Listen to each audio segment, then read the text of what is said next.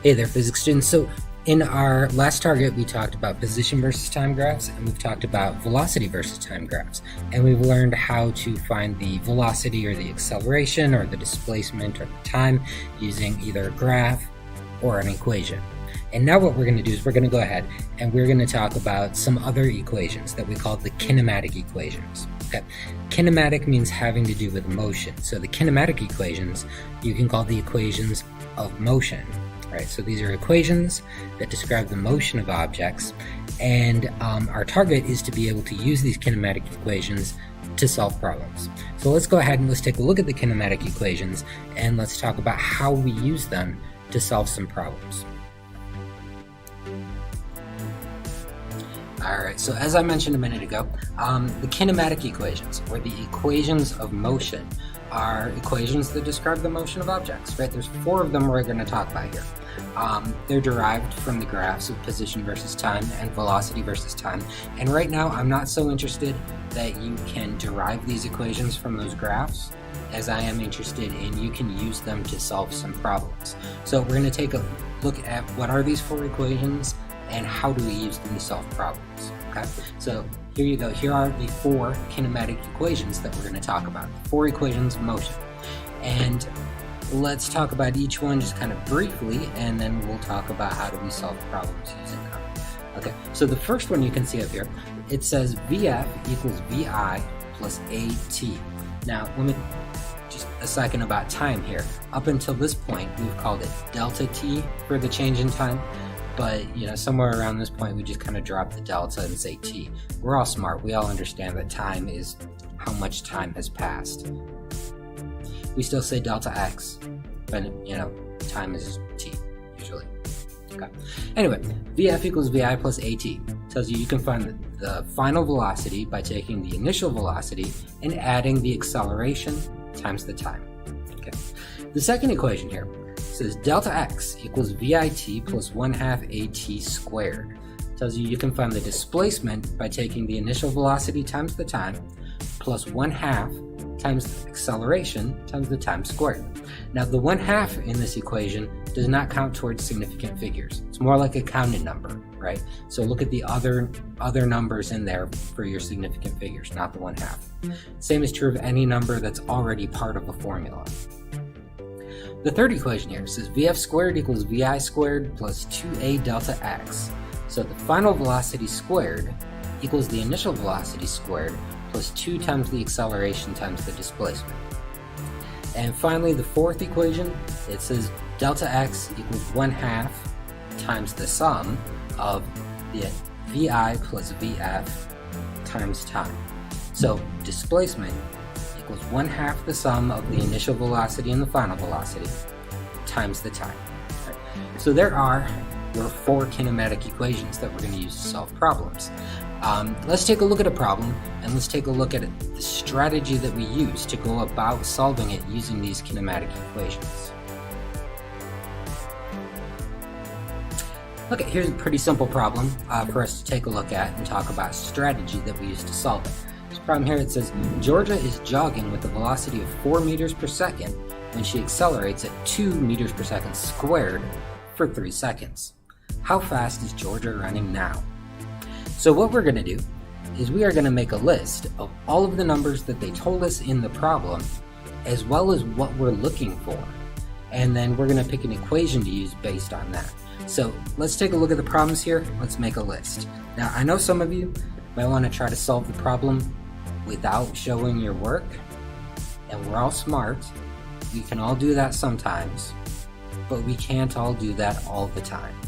So if I was you, I would show your work, especially as we go forward. Get used to showing your work, because as we go forward, as we get into the next unit, we're going to be doing problems similar to this, but in 2 dimensions, so they'll be much more complex. You won't be able, I don't care how smart you are, you won't be able to do them without showing your work. So get used to showing your work. Okay, so let's take a look at the numbers in the problem here, and let's see what they are. It says that she was jogging with a velocity of 4 meters per second. And then what happens? She speeds up. So that 4 meters per second is her initial velocity. So let me write that down.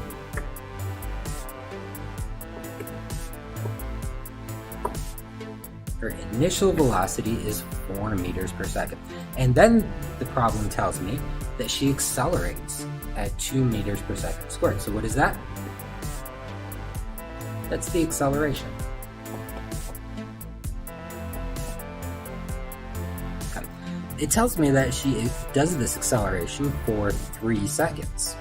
So what is that? That's the time. So the time is 3 seconds. And then the question asks me to find how fast is she going now. So what it wants is it wants her final velocity. So I'm gonna write final velocity equals question mark, because I don't know what it is. Okay, now we have a list of all of the numbers they gave us in the problem. What we're gonna do now is we're gonna pick one of our 4 kinematic equations to solve this problem. But which one is it? Only one of them is going to work. Most of the time, only one of them is going to work. And there's 4 of them. How do I decide which kinematic equation to use? Here they are. Which one is the right one? Well, what you want to do is you want to pick the equation that has these 4 things in it and nothing else. Okay? If you look at the at the things I have a VI, I have A, I have T, and I have VF. Which one of those equations has those 4 things in it and nothing else? You can see it'd be that first one up there. Okay, you see the other 3 all have a delta x, but I don't have that in my list. I need to pick an equation that's got only those things in it. So I'm going to pick the equation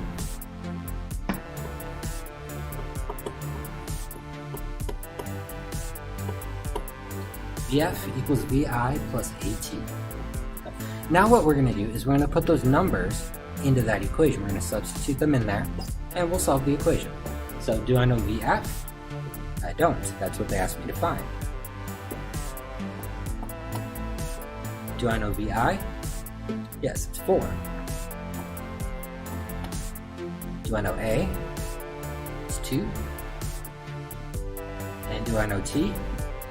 It's 3. So I've got VF equals 4 plus 2 times 3, which should come out to, that's 6 plus 4, it's 10. Okay. You may have to use some algebra to solve it. In this case, all we had to do was simplify. Okay, now let's think about our significant figures. How many significant figures should be in my answer? This number had 1 significant figure, this one had 1, this one, they all have 1 significant digit, so my answer should have 1. And luckily 10 already has 1 significant digit, right? That's 0, not significant as long as I don't put a decimal point on it.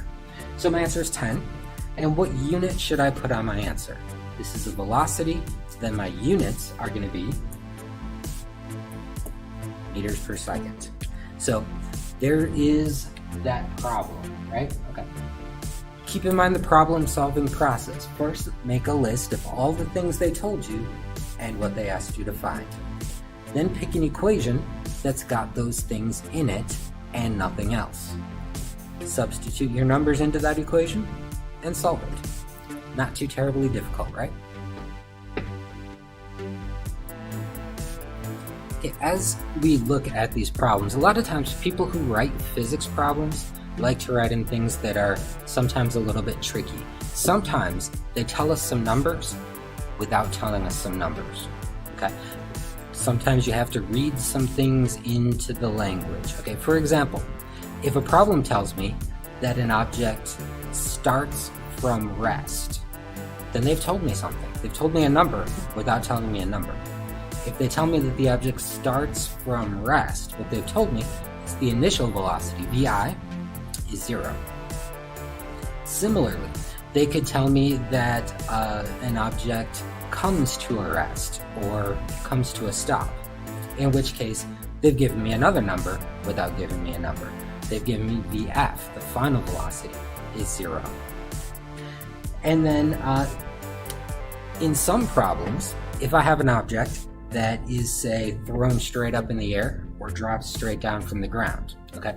If we're near the surface of the Earth, gravity provides the same acceleration to any object near the surface of the Earth. So if I have an object being thrown straight up or dropped straight down, then I know what its acceleration is going to be. The acceleration from gravity is negative 9.81 meters per second squared.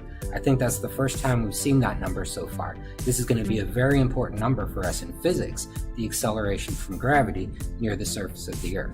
If you're talking about a different planet, there's a different acceleration from gravity, but on Earth, this is ours, right? Our acceleration from gravity, negative 9.81 meters per second squared.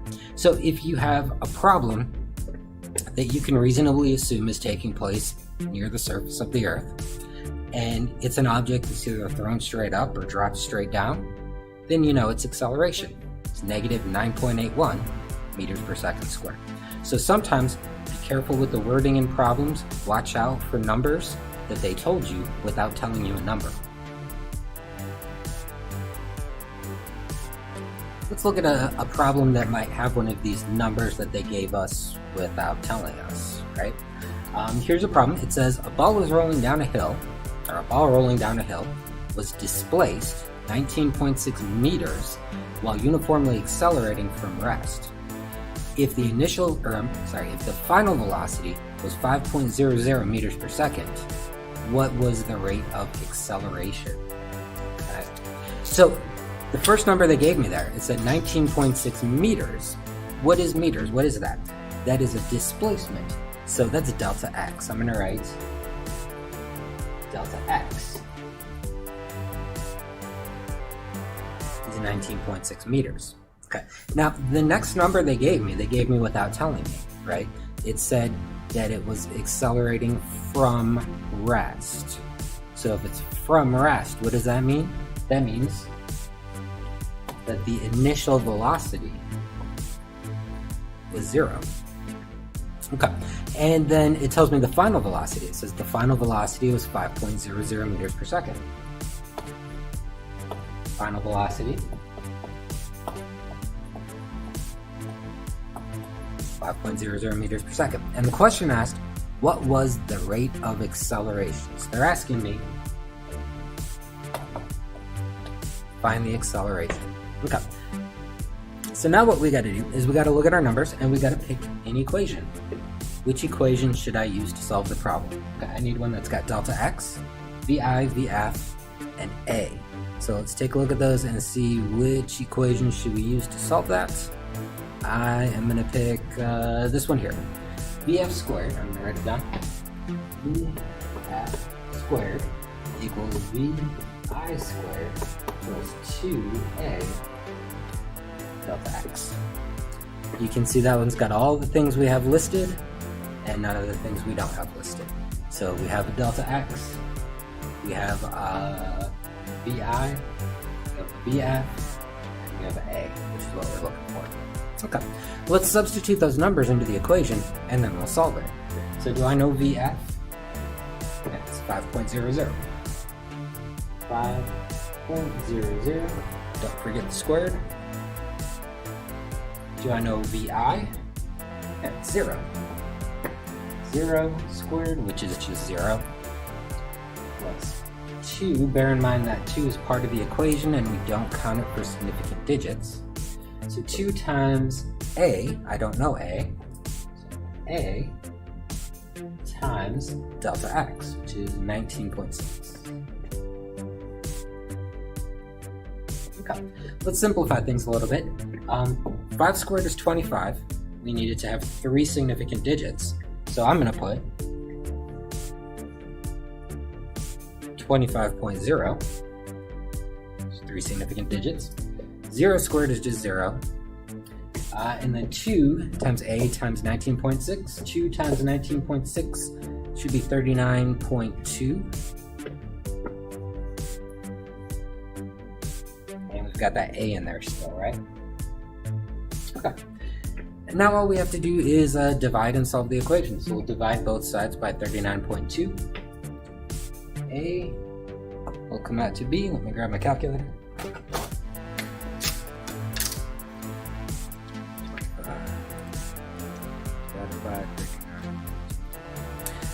And I need, how many significant digits here? I need three significant digits. So I'll round this up. It says 0.637755102. So I'm going to round this off to 0.638. 1, 2, 3 significant digits. The 0 is not significant. Okay. And then what units should I put in my answer? This is an acceleration, and acceleration is measured in meters per second squared. So there we go. Not too terribly difficult, huh? Alright, so there is a little bit about those kinematic equations. We talked about, the 4 different kinematic equations and how we use them to go about solving some problems having to do with moving objects. So hopefully that helps us to be able to solve problems using the kinematic equations. Until next time, take it easy.